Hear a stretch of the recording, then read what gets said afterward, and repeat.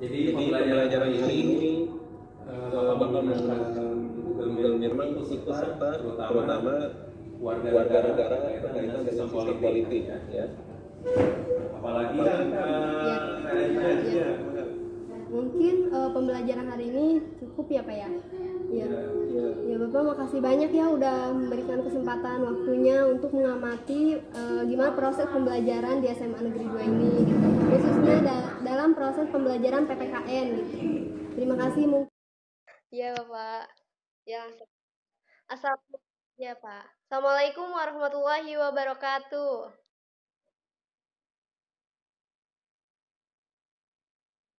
Kabar semuanya? Baik ya. Ya, alhamdulillah baik ya. Di masa pandemi kali ini jangan lupa jaga kesehatan, kebersihan, dan jangan lupa menerapkan protokol kesehatan. Sebelumnya izin memperkenalkan diri ya. Nama Ibu Siti Nur Ajijah, kuliah di Untirta, Universitas Sultan Ageng Tirtayasa, jurusan Pendidikan Pancasila dan Kewarganegaraan atau PPKN ya. Nah, di sini Ibu akan melaksanakan PPLK dan sekarang akan melaksanakan praktek mengajar. Sebelumnya, Ibu terima kasih ya kepada Pak Iyo selaku guru PPKN di SMA Negeri Rangkas Bitung. Ya, telah memberikan kesempatan kepada Jija untuk melaksanakan praktek di sini ya Pak ya. Makasih banyak ya Pak. Ya. Ya, sebelum kita melaksanakan pembelajaran, alangkah baiknya kita berdoa terlebih dahulu agar kita lebih dimudahkan untuk memahami materi yang akan kita pelajari. Kita berdoa bersama-sama ya, berdoa dimulai. Berdoa selesai. Ya. Tetap semangat ya, belajarnya walaupun pembelajaran dilakukan di rumah. Jadi anak-anak siap tidak belajar hari ini? Siap. Jangan lupa persiapkan alat tulis yang ditemukan ya, siapkan buku, pulpen dan sebagainya yang ditemukan. Nah, pertemuan tentang lembaga peradilan. Nah, rencana pembelajaran hari ini yaitu kalian diharuskan untuk memahami, mengamati tayangan PowerPoint yang akan Ibu jelaskan nantinya. Nah, Ibu akan menayangkan PowerPoint-nya ya.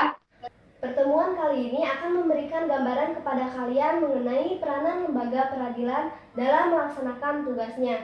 Nah, lembaga peradilan di sini berperan untuk menegakkan, menerapkan hukum dan keadilan.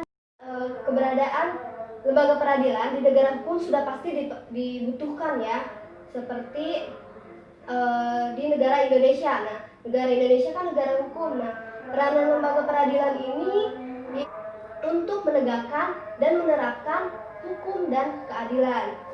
Ada lembaga hukum lingkungan peradilan umum. Nah, kekuasaan kehakiman di lingkungan peradilan umum dilaksanakan oleh pengadilan negeri, pengadilan tinggi, dan Mahkamah Agung. Nah, pengadilan negeri di sini berperan dalam proses pemeriksaan, memutuskan dan menyelesaikan perkara perdata dan pidana di tingkat pertama. Nah, di sini ada pengadilan tinggi. Pengadilan tinggi ini berperan dalam menyelesaikan perkara pidana dan perdata di tingkat kedua atau disebut dengan banding.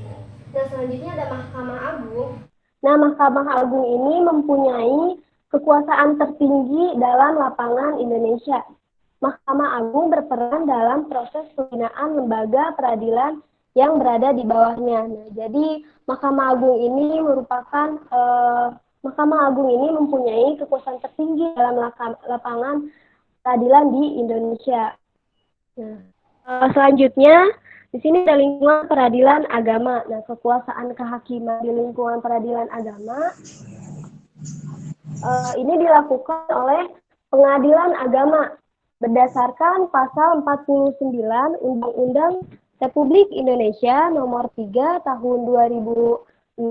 Pengadilan agama ini bertugas dan berwenang memeriksa, memutus dan menyelesaikan perkara di tingkat pertama antara orang-orang yang beragama Islam di bidang perkawinan, waris, di bidang waris, wasiat, hibah, wakaf, zakat, ada infak, sedekah. Nah, itu merupakan masalah-masalah atau dalam masalah-masalah yang diselesaikan oleh peradilan agama. Nah, itu ya. Jadi peradilan agama ini bertugas atau berwenang dalam memeriksa, memutuskan dan menyelesaikan perkara di tingkat pertama antara orang-orang agama Islam.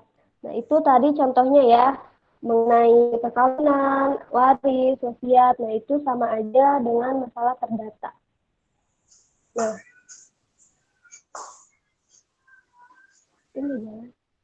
Selanjutnya, ada di lingkungan peradilan. Nah, ada lingkungan peradilan tata usaha negara. Nah, peradilan tata usaha negara ini berperan dalam proses penyelesaian sengketa tata usaha negara. Nah, adapun di sini sengketa tata usaha negara adalah sengketa yang timbul dalam bidang tata usaha negara antara orang atau badan hukum perdata dengan badan atau pejabat tata usaha negara. Nah, baik di pusat maupun di daerah sebagai akibat dari dikeluarkannya keputusan tata usaha negara. Nah, selanjutnya termasuk ini tuh lingkungan peradilan tata usaha ini termasuk sengketa kepegawaian berdasarkan peraturan perundang-undangan yang berlaku. Jadi peraturan tata usaha negara ini berperan dalam proses penyelesaian tata usaha negara. Dan selanjutnya itu ada lingkungan peradilan militer. Nah, lingkungan peradilan militer ini berperan dalam menyelenggarakan proses peradilan dalam lapangan hukum pidana, khususnya bagi pihak-pihak seperti anggota TNI, seorang yang menurut undang-undang dapat dipersamakan dengan anggota TNI.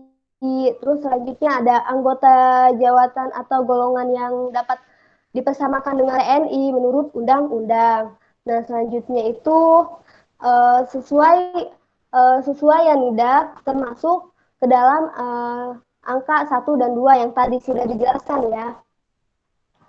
Selanjutnya itu ada, nah,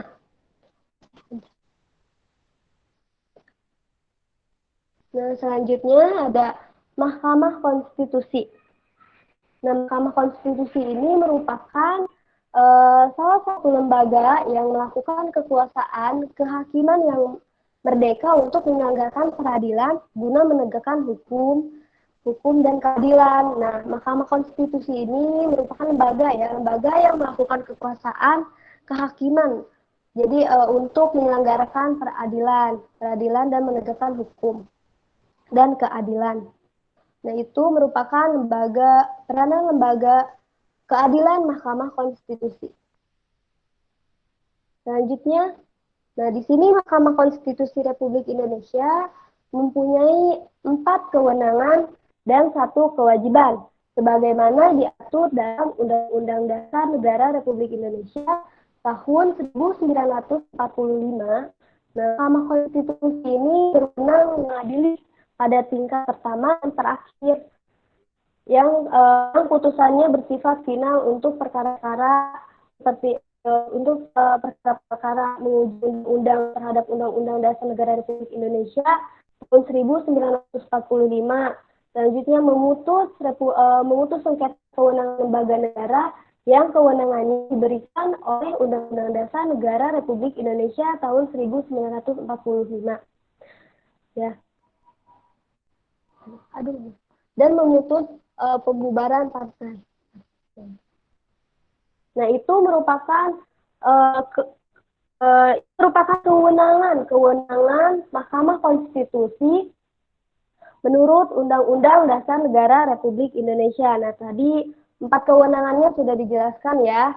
Tadi materi mengenai peran lembaga pemerintah. Kesimpulan materi hari ini yaitu lembaga peradilan berperan untuk menerapkan hukum dan keadilan. Nah, dicukupkan ya pertemuan kali ini. Untuk mengakhiri materi hari ini, alangkah baiknya kita mengucapkan hamdalah bersama-sama. Alhamdulillahirabbil alamin. Ya, kurang lebihnya mohon maaf. Wassalamualaikum warahmatullahi wabarakatuh.